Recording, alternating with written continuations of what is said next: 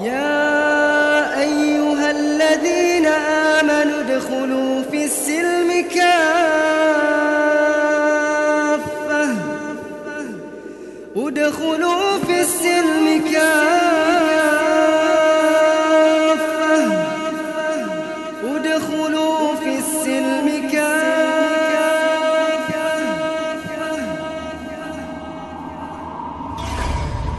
Inilah Buletin Dakwah Kafah edisi 289, 16 Ramadan 1444 Hijriah atau 7 April 2023 Masehi dengan judul Al-Quran, Pembawa Perubahan Menuju Kemuliaan.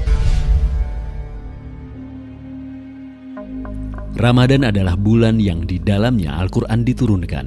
Fungsinya adalah sebagai petunjuk bagi umat manusia, tentu agar mereka tidak tersesat di dunia. Allah Subhanahu wa Ta'ala berfirman, bulan Ramadan adalah bulan yang di dalamnya Al-Quran diturunkan sebagai petunjuk bagi manusia yang mengandung berbagai penjelasan atas petunjuk tersebut sekaligus sebagai pembeda antara hak dan batil. Terjemah Quran Surat Al-Baqarah ayat 185. Bukan hanya turun pada bulan Ramadan sebagai bulan yang amat istimewa, Al-Quran pun turun pada malam yang juga sangat istimewa, yakni Lailatul Qadar. Allah Subhanahu wa Ta'ala berfirman, sungguh kami menurunkan Al-Quran pada saat Lailatul Qadar. Terjemah Surat Al-Qadar ayat 1-3. Turunnya Al-Quran sesungguhnya adalah peristiwa yang amat dahsyat. Secara tidak langsung, hal demikian bisa kita pahami dari ayat lain, yakni firman Allah SWT, andai Al-Quran ini kami turunkan di atas gunung, kamu Muhammad pasti menyaksikan gunung itu tunduk dan pecah berkeping-keping karena takut kepada Allah. Perumpamaan itu kami buat untuk manusia agar mereka mau berpikir. Terjemah Quran Surat Al-Hasyr ayat 21. Saat menafsirkan ayat ini, Imam At-Tabari menyatakan, gunung itu tunduk dan terpecah belah karena begitu takutnya kepada Allah meskipun gunung itu amat keras. Tidak lain karena gunung tersebut sangat khawatir tidak sanggup menunaikan hak-hak Allah yang diwajibkan atas dirinya, yakni mengagungkan Al-Quran. Adapun Imam Al-Baidawi menafsirkan ayat ini dengan menyatakan, ayat ini merupakan gambaran betapa besarnya kehebatan dan pengaruh Al-Quran. Karena itulah, menurut Abu Hayyan Al-Andalusi, ayat ini merupakan celaan kepada manusia yang keras hati dan perasaannya tidak terpengaruh sedikit pun oleh Al-Quran.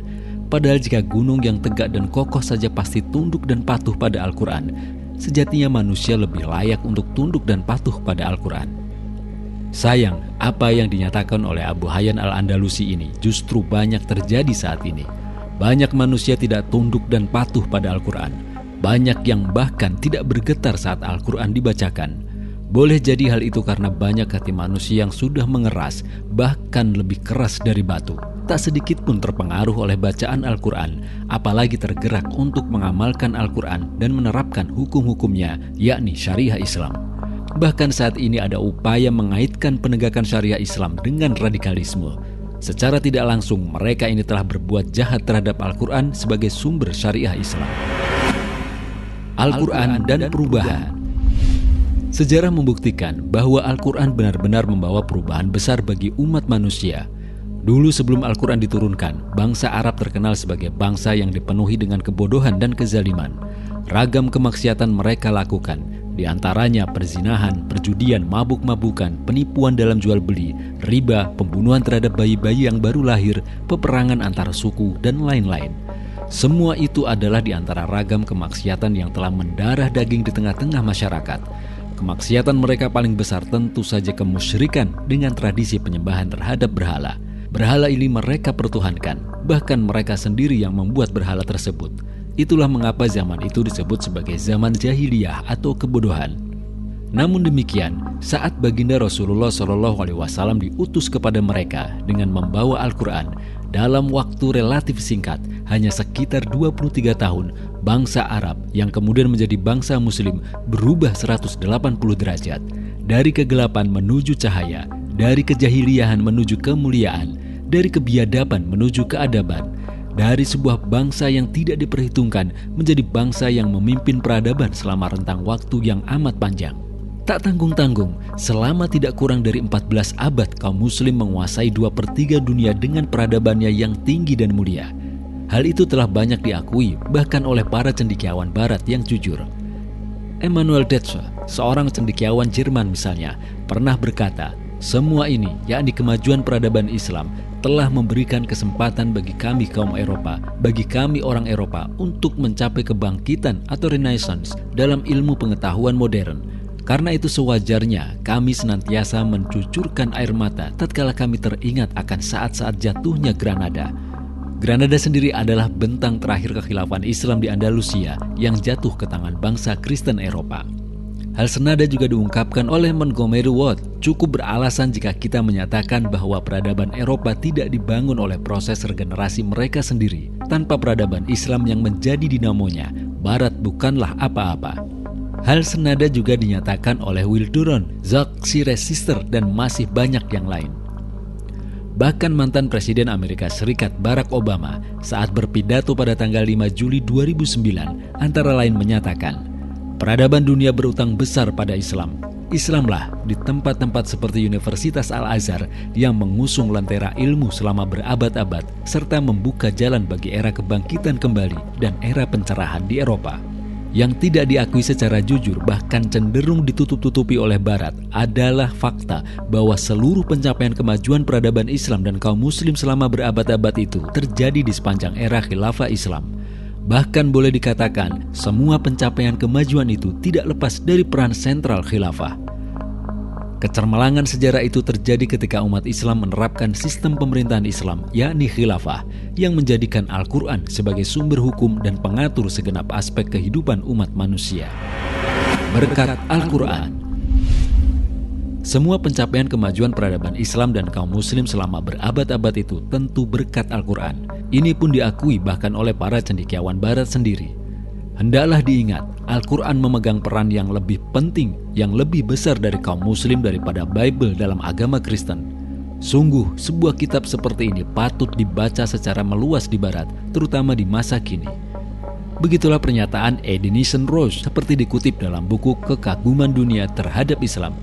Profesor G. Margoliouth dalam The Karak-Van Islam juga menulis, penyelidikan telah menunjukkan bahwa yang diketahui oleh sarjana-sarjana Eropa tentang falsafah, astronomi, ilmu pasti dan ilmu pengetahuan semacam itu selama berabad-abad sebelum Renaissance secara garis besar datang dari buku-buku berbahasa Arab.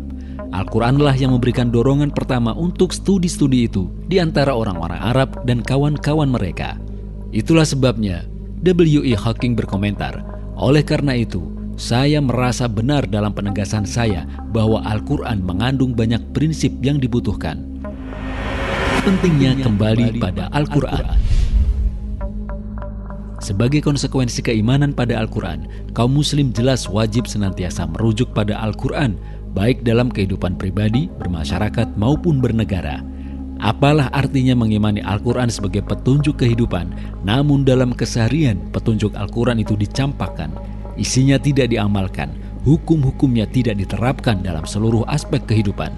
Padahal faktanya, saat Al-Quran dicampakkan, sebagaimana terjadi saat ini, kehidupan kaum muslim nyaris berantakan di berbagai sisi. Kemiskinan misalnya masih terus terjadi, justru di tengah keberlimpahan kekayaan negeri.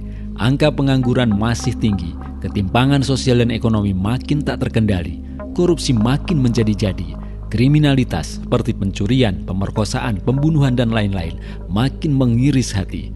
Kerusakan moral seperti seks bebas, LGBT dan lain-lain makin terbuka dan makin berani. Ketidakadilan hukum makin terang-terangan dipertontonkan. Semua kerusakan ini tidak lain sebagai akibat dari sikap umat Islam, khususnya para penguasanya yang enggan diatur oleh Al-Quran.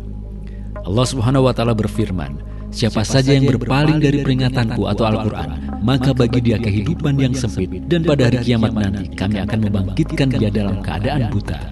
Terjemah Quran Surat Toha ayat 124. Karena itu, agar bangsa ini tidak terus-menerus dalam kesempitan hidup dan keterpurukan, mau tidak mau mereka wajib kembali kepada Al-Quran. Mereka wajib mengamalkan Al-Quran dan menerapkan seluruh hukumnya. Apalagi mengamalkan Al-Quran dan menerapkan seluruh hukumnya merupakan wujud hakiki dari ketakwaan sebagai hikmah yang harus diraih dari puasa Ramadan.